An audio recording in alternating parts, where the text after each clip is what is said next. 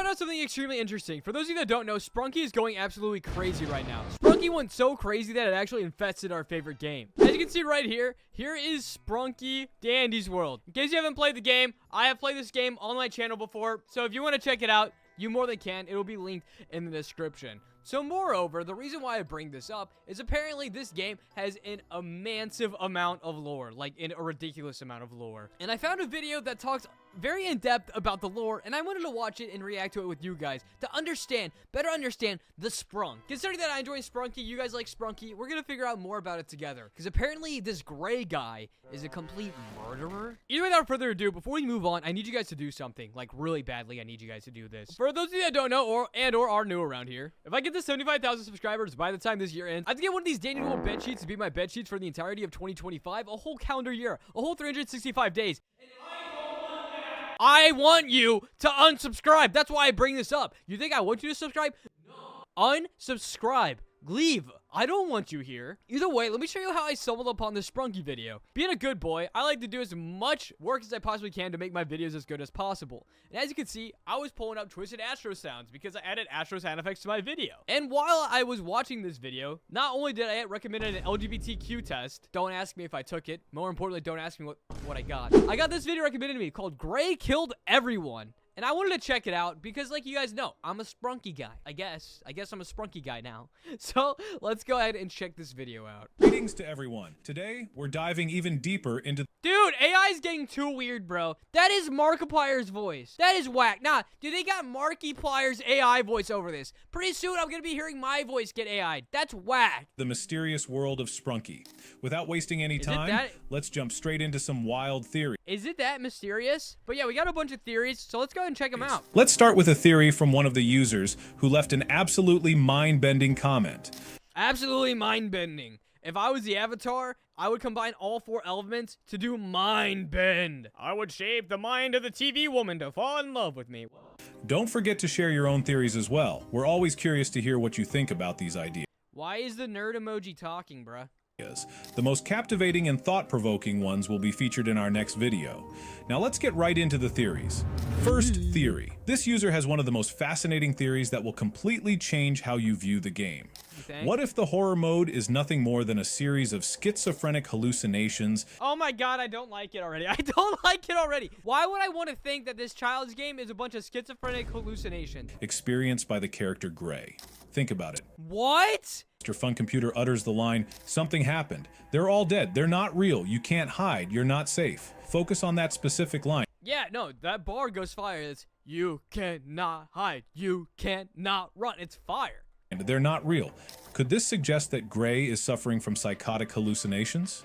Gray being one of the... What? You know what? Put this guy in the prison kitchen. This guy is cooking up a storm. As you can see, I'm now in the kitchen. If I'm in the kitchen, that means I actually like the idea and the theory. I think it's actually good. This boy been cooking up in the kitchen. The most somber and gloomy characters might be battling deep-seated mental health issues. That's crazy, bro. His dark persona and behaviors strongly hint at the possibility of him having a disturbed psyche.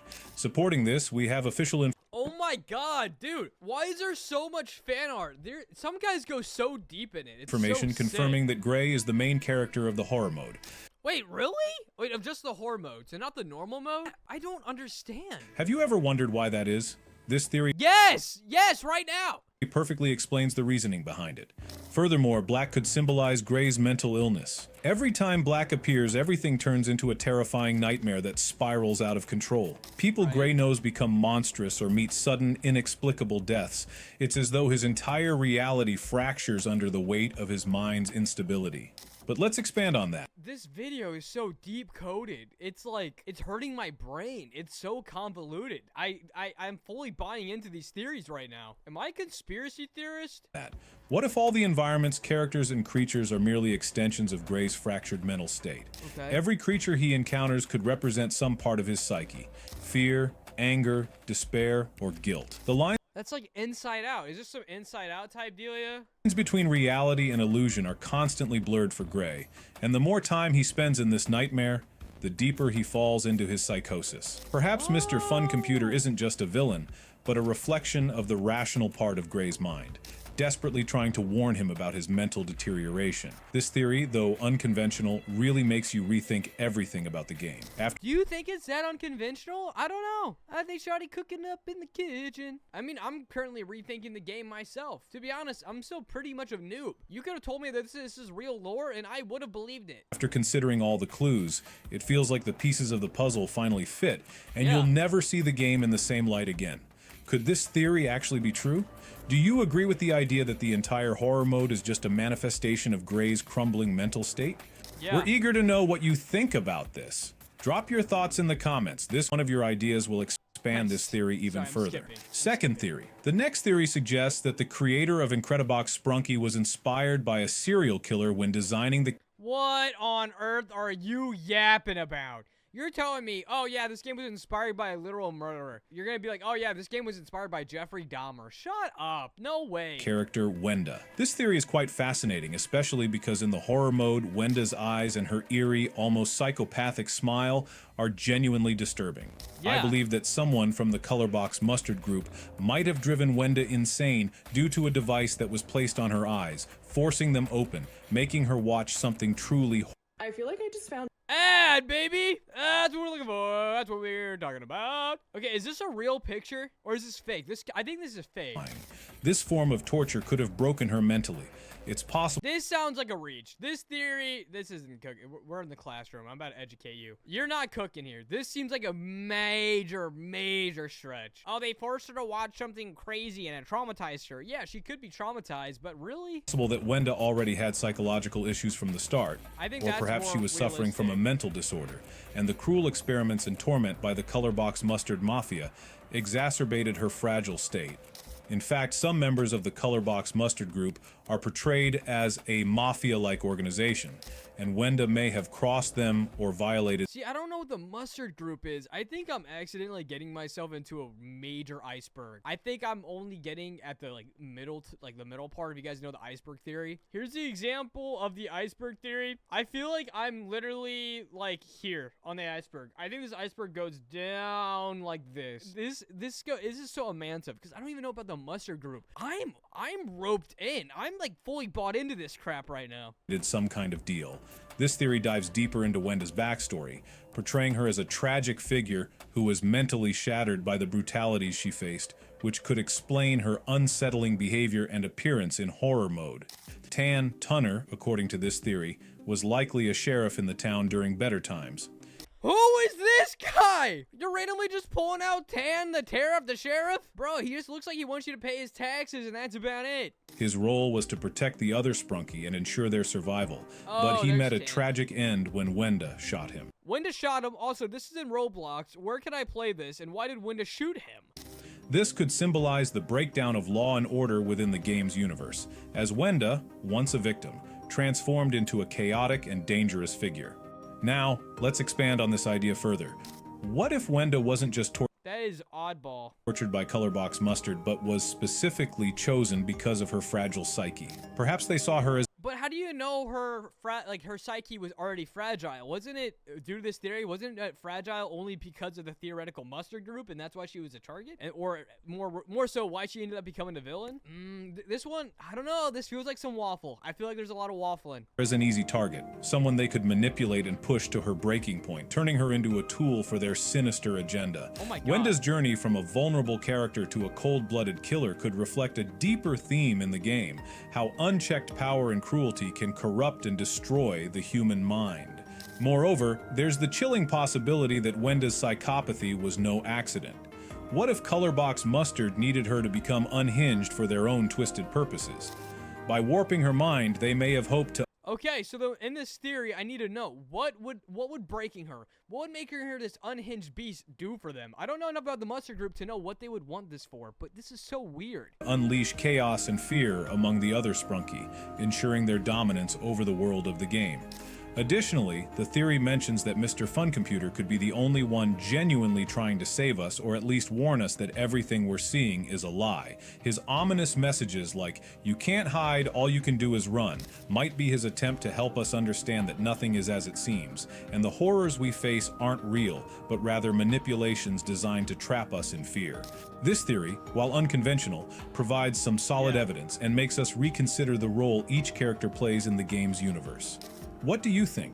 I think, I don't know, this seems like a big stretch of imagination. I think the only real grounded thing that you talked about that was the Mr. Computer guy actually being the one person that's trying to help us, as he is the only person that actually communicates.